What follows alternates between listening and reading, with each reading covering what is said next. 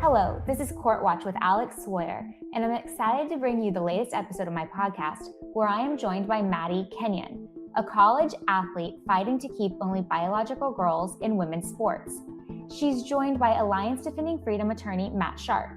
Madison was a college athlete at Idaho State University and had her experience with a transgender athlete competing against her and her teammates in 2019. She's now defending Idaho's law, which was enacted in 2020, called the Fairness in Women's Sports Act, which bars transgender athletes from competing on girls' athletic teams in public schools, ranging from elementary through college. The law was challenged by a transgender athlete at Boise State University, and the lower courts ruled that it violated the Constitution's Equal Protection Clause. Now the Supreme Court will take up the dispute on January 13th, alongside a similar case out of West Virginia. Maddie, thank you so much for taking time to share your important story with us. I know you were a college athlete that ran cross country. You can tell us a little bit about your experience there, or if you also did other track sports. But you were at the Idaho State University, correct? Yeah, that is correct. And my understanding is that you enjoyed your experience, and then it was in 2019 that you had, I believe it was a run-in with a transgender athlete competing against you and your teammates. Was that what happened?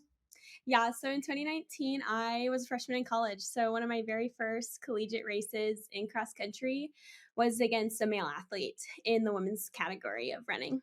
And we had been notified ahead of time that we'd be running against a male in that race. And so going into it, I was pretty open. I didn't know anything about testosterone suppression or what the effects of it were. And so we got there, we start the race. It's kind of in the back of our minds, but running's a mental sport. So you try not to think about stuff like that.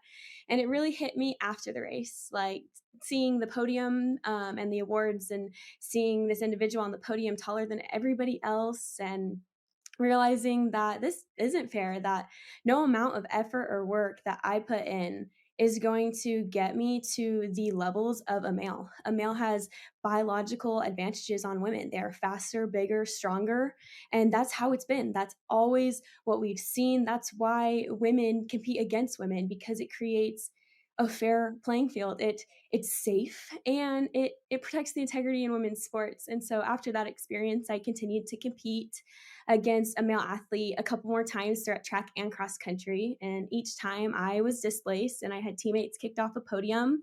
And it's heartbreaking to see that, because like I said, this is a mental sport. If you think you've lost the race before it's begun, you have.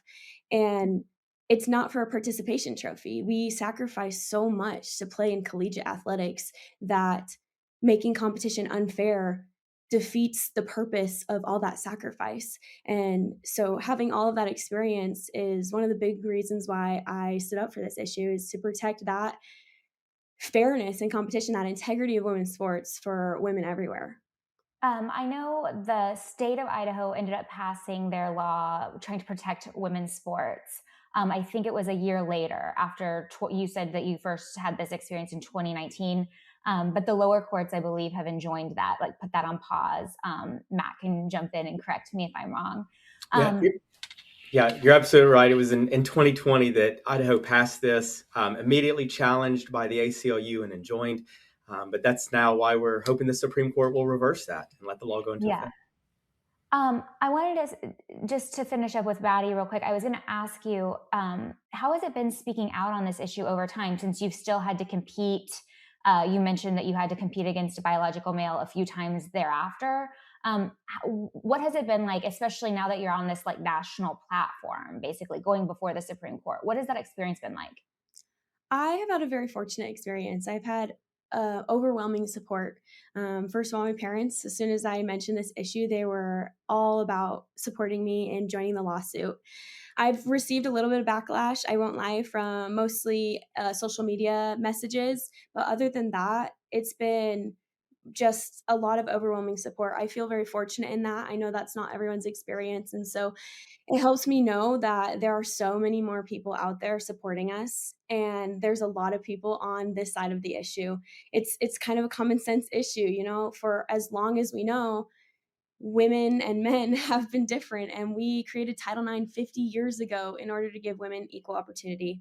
I think one of the biggest things about my experience is that now that I'm graduated, I look at what sports has given me, because it's so much more than just that competition and being on the field and the relationships with my teammates. And although I greatly cherish those things, like running in college got me my education. I have a bachelor's degree in nursing.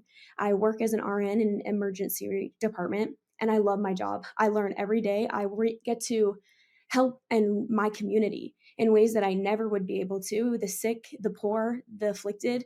I get to reach out to them because of my education that athletics gave me.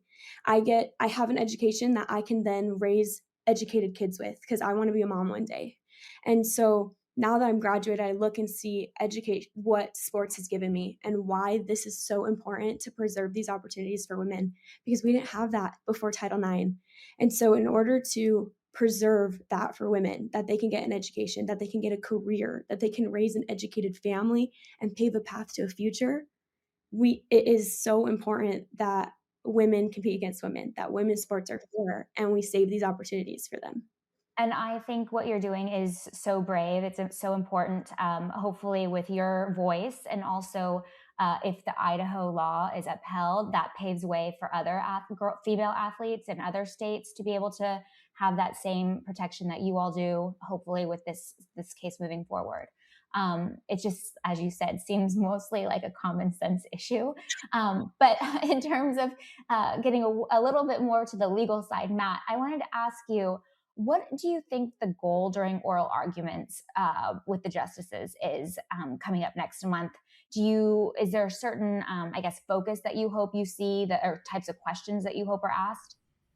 Yeah, I think the focus we want is on the state's interest. Idaho and West Virginia, which are the two states at issue here, their interest in making sure that athletic opportunities for young women like Maddie, for young women like Adalea, who's our client in West Virginia, who faced not only a loss of athletic opportunities, but sexual harassment in the locker room from a male that was allowed to come in. That needs to be the focus on this, that Idaho, West Virginia, and the 25 states that have passed these laws have an interest in making sure that privacy, safety, and fairness are preserved for their young women. And that's consistent with federal law, with our Constitution, with Title IX, like Maddie said, that's been such a boon for women's opportunity for over 50 years now. So we hope the court will focus on that and ultimately recognize that these laws are constitutional, they're important, and they ultimately make a difference in countless women's lives. Yes. One of the things I was going to ask you for clarification is, you mentioned earlier that the lower court ruled against the Idaho law. That was the same with the West Virginia case, correct? So if I'm right, both lower courts had ruled against the state law? That's right. Okay. And so I guess, is that a sign? Is it a good sign that the justices have taken these cases up then to revisit that? I know usually covering the court, they tend to have disputes where lower courts have disagreed. So the fact that they took a case where lower courts had ruled similarly, does this bode well for you and your clients? Yeah, we think so. We think this is a situation where the court looks at both of these cases and says, lower courts, you got it wrong. That Idaho and West Virginia can pass these laws, that they're consistent with federal law and the Constitution. And there's been other courts that have upheld their women's sports laws. So there is, as you said, that circuit split where some courts are upholding these. Idaho and West Virginia, their laws were unfortunately enjoined, as you said. So we view this as an opportunity for the Supreme Court to step in, course correct those wrongly decided decisions, and ultimately give a ruling that will uphold the law of all 27 states that have passed these laws. And just to be clear, so is the issue similar in both the Idaho and West Virginia case? Is there any possibility that the justices could come out differently on one and not the other? We don't think so. Again, very similar laws, very similar claims that were brought against these laws, largely focusing on this equal protection, that somehow it violates the Constitution to say that women deserve a fair and level playing field, that they deserve opportunities that can't be captured and taken away by men. So we expect the court will ultimately rule the same way on both laws. And we think that's why they took these cases together and are hearing them both on the same day as well. Perfect. My last question to both of you, you each take your time. I always like to ask, was there a question that I should have asked you that I didn't? Or is there a misconception out there, misreporting that you want to address that you think is important? Maddie, I can start with you. Is there anything that, during your time speaking out on this that you think is important to highlight that I didn't give you an opportunity? I think the most important thing about this issue for me right now in the stage of life that I'm in is just that holistic approach. That sports is so much more than just being on the playing field, being on the track, being on the court. It's about the opportunity that it gives women to get an education, to pave a career, to create a future for themselves where they can be independent and they can have a mark on their society. And with that is also the preservation of integrity of women's sports, the safety, the privacy, being able to recognize that we are uniquely women. And that's so important because of the roles that we play and in our lives and the differences between men and women. Because when you put them together, we see dangerous situations, unsafe situations, we see huge privacy breaches. And so just putting out there that it's so much more than just the competition. It's a very holistic approach to this issue that it affects a lot of aspects to our lives. Wonderful. And thank you. To you, Matt, is there any sort of misreporting out there that you think is important to correct, or any sort of legal misunderstandings that you think needs to be addressed ahead of arguments? Yeah, I think two things. Number one, this argument that somehow that this is denying trans athletes, men who identify as women, athletic opportunities is false.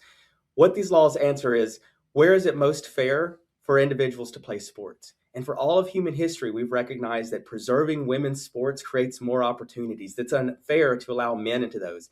So any male student is still allowed to play on men's team, is allowed to play on co-ed team. Those opportunities are available for these athletes. What we're trying to preserve is those unique opportunities for women that have, like Maddie said, opened so many doors of scholarships, life-changing leadership opportunities, the chance to be champions. That's what we're ultimately advocating for. And the second one, this is about so much more, though, than just sports. Because when we deny biological truth, that there are differences between men and women, it not only hurts women on the playing field, it hurts them in the locker rooms. It hurts them in places like shelters and prisons and other things. Recognizing biological truth matters for law. And so we ultimately want to see a strong ruling that not only protects fairness in women's sports, but that ultimately ensures that states and the federal government can pass laws recognizing those differences and ensuring that our laws respect privacy, safety, and dignity of every single woman. Thanks for tuning in to the latest episode of Court Watch. If you have not subscribed yet to this podcast, please do so, and also feel free to email me interesting questions that you want explored about the legal reporting world. I'll do my best to answer them during each episode. I look forward to hearing from you all soon. Listen to my podcast, Court Watch, at WashingtonTimes.com or wherever you get your favorite podcasts.